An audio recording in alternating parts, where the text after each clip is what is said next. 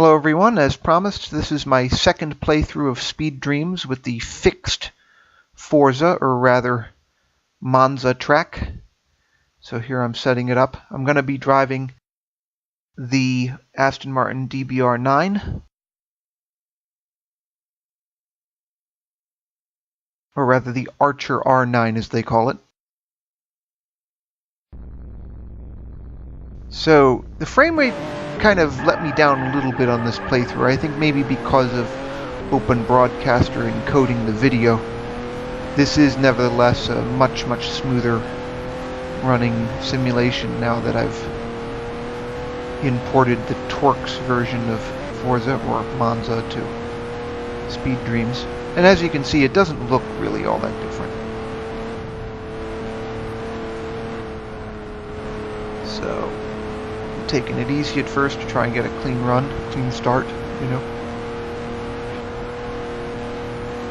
This car does not drift as well as you would expect it to, given that it's a front-engine, rear-wheel drive car that, in theory, is kind of a conservative design.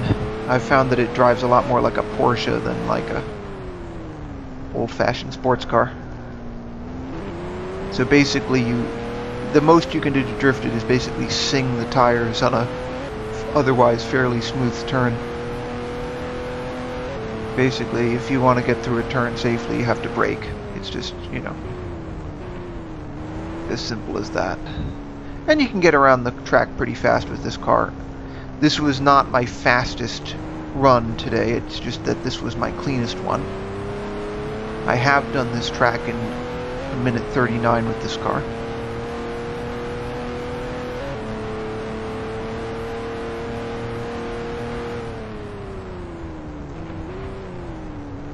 I still think that I like Torx better, though. I think that Torx just runs more smoothly than Speed Dreams, which is a shame, because Speed Dreams is the newer article. It has multiplayer, has a lot of the things that I want, or would want, in a Torx reboot. And the thing is Torx is still under development, so it's a little bit premature anyway. I mean, it was even more premature in the beginning when it was introduced.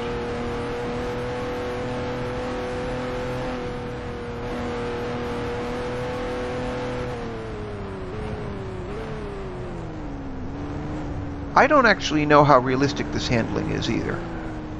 The bottom line is that I've never driven a real Aston Martin, so I don't know if they handle like this or if they handle like I would imagine them to handle. It's all pure speculation.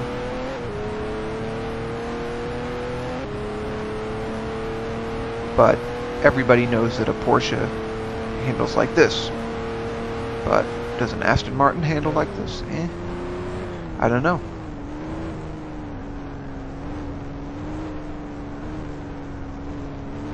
Of course, I'm saying all this, I haven't tried the Porsche yet. Maybe I should in a future playthrough.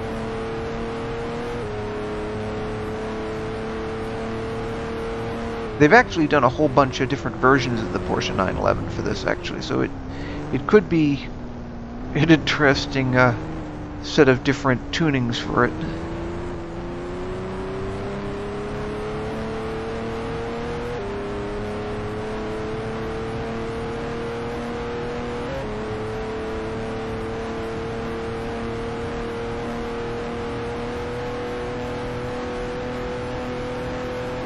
This car de facto tops out at around 301 kilometers per hour on this track.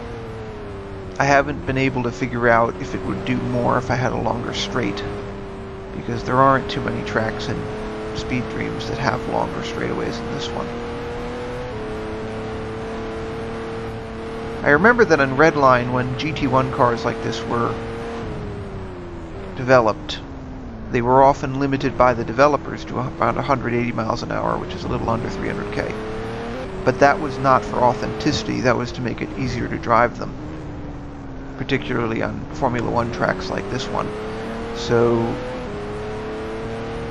my understanding is the real ones top out at closer to 200 or more than that, depending on what era and what car.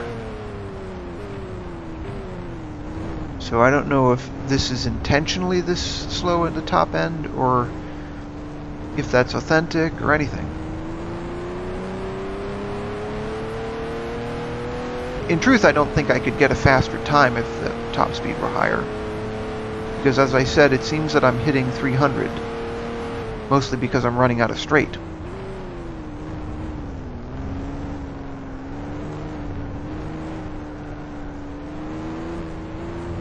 My last lap was kind of slow. Just basically down to sloppy driving.